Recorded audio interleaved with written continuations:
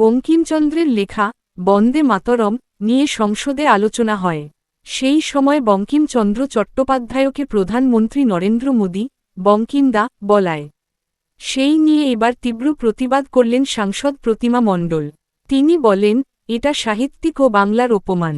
প্রধানমন্ত্রী তিনি কি এমন বলেছিলেন শুনুন, জানিয়ে বিরোধীদের প্রতিবাদ। बंगाल की धरती से निकला बंकिम दा का ये भाव सूत्र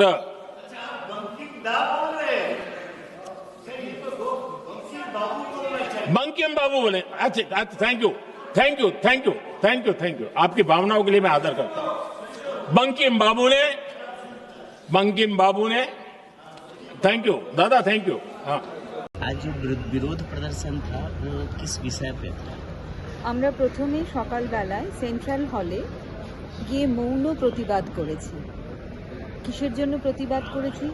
সাহিত্য সম্রাট বঙ্কিমচন্দ্র চট্টোপাধ্যায়ের যে কালজয়ী উপন্যাস আনন্দমঠ, সেখানে যে বন্দে মাতরম নিয়ে আলোচনা হয়েছে সঙ্গীতের উপরে, তখন আলোচনার প্রথম বক্তা ছিলেন ভারতের প্রধানমন্ত্রী নরেন্দ্র মোদী।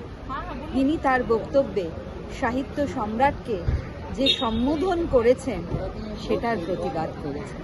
তিনি বাংলার সাহিত্য, বাংলার সংস্কৃতি, বাংলার বুদ্ধিজীবী মানুষ, বাংলার শিক্ষক, বাংলার সাহিত্যিক, বাংলার আর্টিস্ট, এদের সকলকে অপমান করেছেন, বাংলাকে অপমান করেছেন। আমরা মৌনভাবে তার প্রতিবাদ জানিয়েছি।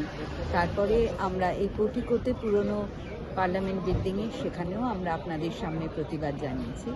আজ আমি এখানে প্রতিবাদ জানালাম। বাংলার মানুষ কখনোই ভারতের প্রধানমন্ত্রীকে, ভারতীয় জনতা পার্টিকে ক্ষমা করবে।